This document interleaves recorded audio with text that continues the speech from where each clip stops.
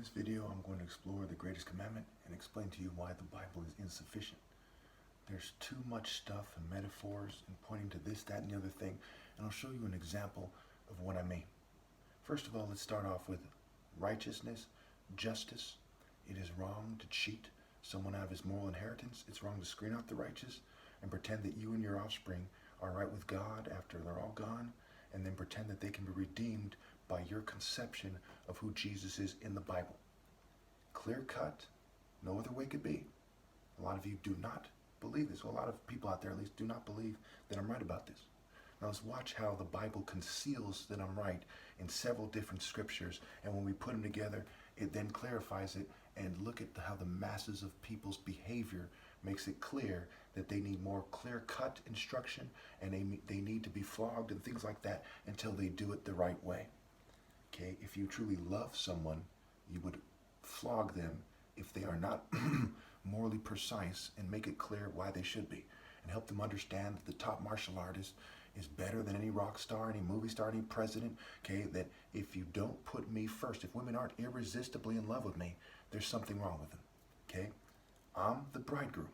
Okay, unless they're in my family, I'm the bridegroom. Okay, everyone else is acting like a dog. Okay, they shouldn't have to literally be a dog for you to think of them as a dog and not a viable mate, not a potential mate, right?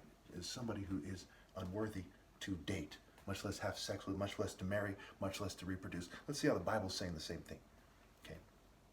If we have time, we'll explore collective guilt in the pirate ship. So Matthew 22. The greatest commandment, Jesus said, was love God, an all-knowing, all-good, and all-powerful God, mind you, with all your heart, and with all your soul, and with all your mind. This is the first and greatest commandment. And the second is like it. Love your neighbor as yourself. All the law and all the prophets hang on these two commands. Those who look at things in terms of the flesh, is it a coincidence that they put a special emphasis on hanging black people? When Amos 9:7 says the Cushites are the same to God as the Israelites? No. Remember, do unto others as you would have them do unto you. It's also said to sum up all the law and the prophets, right? Do unto others as you would have them do unto you if you were a righteous person. Okay? John 15:13. Greater love has no one than this, to lay down one's life for one's friends. You see how they spread this out a little bit? So you're supposed to be willing to die for God, and in a pure evil world, you should plan to die for God. If they don't make way for the Lord and change their nation, and you should push hard enough for them to screen you out. That is the greatest commandment. And all the prophets and all the laws hang on those commands. And if you're going to join them in being persecuted for that command, okay, and it's called a commandment, it's not listed in the 10 Commandments, but he still called it a commandment, okay, then you go to heaven if you obey that in the divine order, okay? But you can't love God by your actions if you're in rebellion against me, and you can't love God by your actions if there's no valid leader to lead you to God. You're just going down the path of the wicked. Now we'll overkill that. Bear with me. So I would also say to white people who are too racist and too cowardly to obey God through me, which white guy's side are you on? Those who were trying to obey God through me and got screened out for rejecting your cultures and your system, or the cowards who are left? I mean, it's a no-brainer, right? Isaiah 58, of only 66 chapters, mind you. They're telling them, first remove injustice and oppression and do the poor justice. Only then, going on to verse 8, then your light will break forth like the dawn, and your healing will quickly appear. Then your righteousness will go before you, and the glory of the Lord will be your rear guard. So these other people don't know what the fuck they're talking about. They're ill, and they're trying to pretend that I'm ill. Okay, they need to be healed mentally, spiritually. In terms of love, their heart needs to be healed. It needs to be purged of all that evil. 6, and they say stupid shit like, you won't let us. You need to fucking obey me, you fucking dogs. Okay? There's no other way it could be. You can't do whatever you want and serve the devil and magically be healed. It's stupid. That's what Isaiah 58 is saying as well. Okay? It says, first you must do justice and remove the injustice and oppression. If you're one with the spirit of injustice and oppression, you will not be healed. Only if you honor God by honoring me, He who sees the Father sees the Son, and vice versa. Minus the fucking shit they do on YouTube, and they're editing my videos and changing my manners and fuming and poisoning me, so you can't really see God in His glory. Okay? Only if you obey God through me can you be healed. Period. 6. Excuse me. That was 8. It says, my romantic argument as well. Okay, so then your healing will quickly appear, then your righteousness will go before you, and the glory of the Lord will be your rear guard. So my righteousness is part of why I'm right about my romantic argument. It precedes me. Okay, before I make the next video, if you watch my other videos and say, hey, this is that guy who speaks about righteousness and justice and truth, while everyone else is sucking a New World Order dick. Okay, so my righteousness precedes me, and God has my back. The glory of God, the glory of being righteous while everyone else is a bitch, or some white supremacist pretending to do the right thing like Thor or Captain America or Superman as an idea like, hey, I'm a pagan deity who's standing up to the New World Order on some fake ass bitch shit and rebellion ass, coward ass, punk ass shit. You know what I'm saying? All right.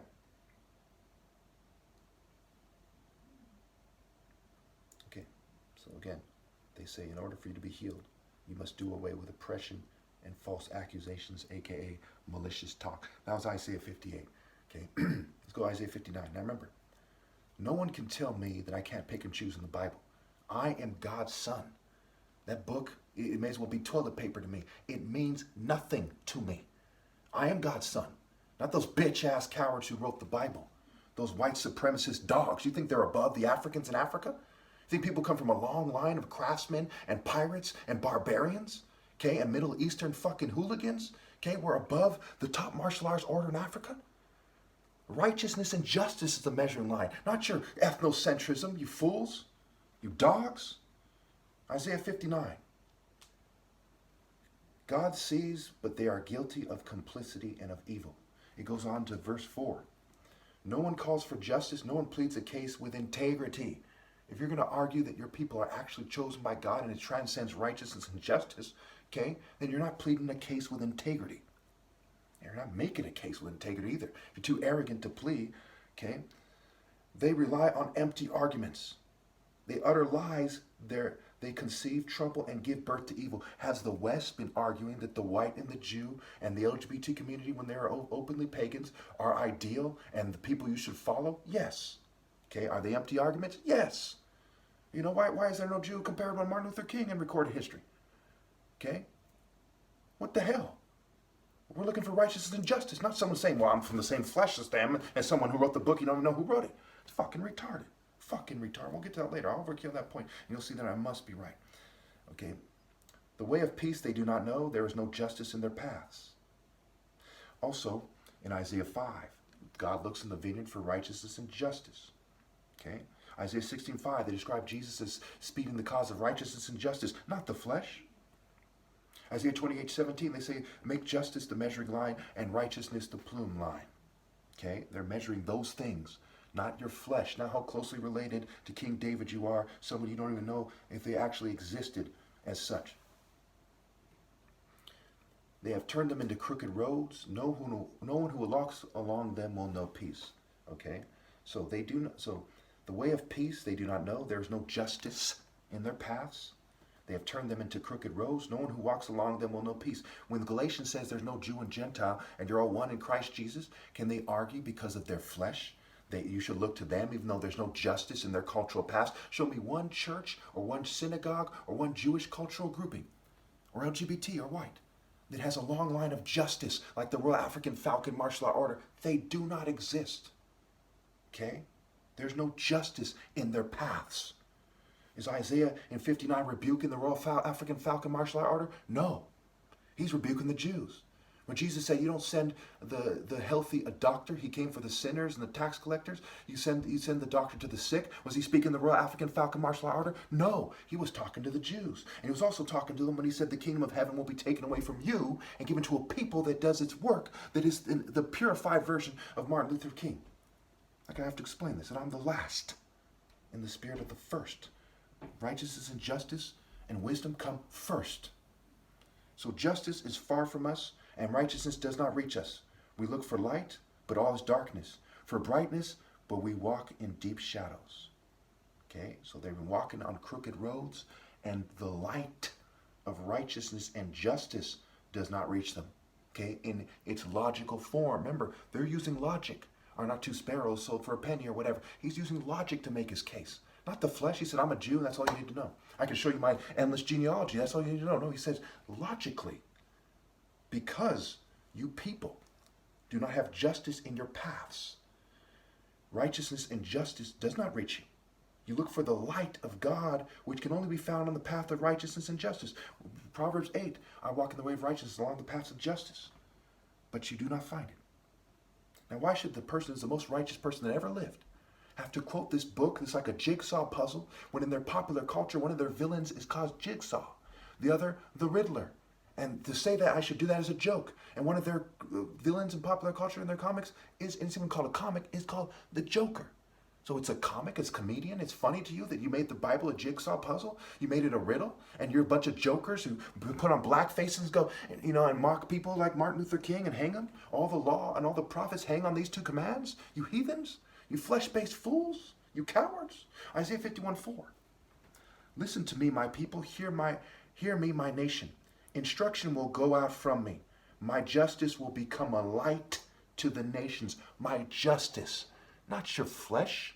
The kingdom of heaven will be taken away from you and given to a people that will perform the works of God, the fruits of God, who will bear the fruits of God. In Isaiah 5, it makes it clear there's righteousness and justice. In Isaiah 51, it makes it clear the light to the nation is justice. My justice will become a light to the nations.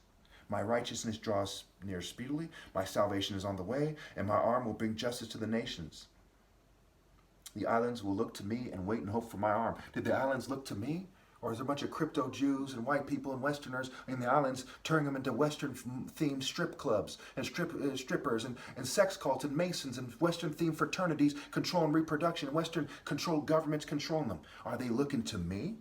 Or are they looking to you dogs who lie to them? Therefore, narrow is the way to me, and few people find it. And wide is the way to flesh-based cowards that go on and on about how they're chosen when only I am chosen. You have one teacher, says the Bible, it is the Messiah, and I am the Messiah. So when we look at this thing, look at things in terms of three levels. The first level is the Jew saying, well, I'm a Jew. You should listen to me because I'm a Jew, and salvation is from the Jews. Wrong.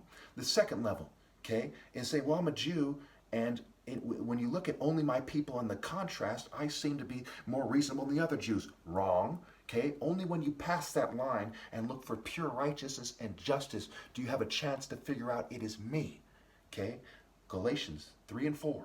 Okay, there's no Jew or Gentile. You look for righteousness and justice for the Spirit of Christ Jesus, especially in the pinnacle of it. And the kingdom of heaven will be taken away from the flesh of the Jews and given the Messiah will be someone who's not a Jew. Okay, and the Jerusalem in heaven, and not the one on earth, Mount Sinai, Sin, Alpha I, not the one in the flesh in the earth in the material realm, the one in heaven is the one they look to. And more are those who bear the spiritual children of God, more children are they of those who bear the spiritual children of God in the Royal African Falcon Martial Art Order that Jerusalem refers to, than those of this earth. Abraham, champion, C-Ham, P-I-on.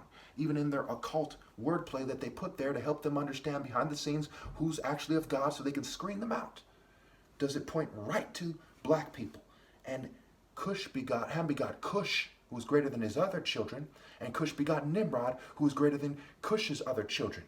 And Nimrod was a mighty hunter before the Lord, like father, like son. He was the greatest warrior on the planet, like father, like son. Exodus 15:3, the Lord is a warrior, the Lord is his name. Look how all I had to do to explain it to you using your book, instead of simply saying, I'm the top martial artist ever. I come from a long line of the righteous people, white people, Jews, and LGBT people don't. Not a single line of theirs, but only my line of all the races in the world, including other black people, is pure, righteous, and just. Okay? My kingdom is not of this world. My race is the God race and not of this world. Okay? I should have to only say this, if that. You should be able to look at me. They should give me my rightful place. But instead, I have to go through your jigsaw puzzle and your riddle. You think this is what God would have? God would put a lamp on its stand in your own book? You think they would say, confuse the lamp, put it under a bushel, give it a little light, and let them be led astray? No. If you don't know I'm right, man, you are fucking idiots.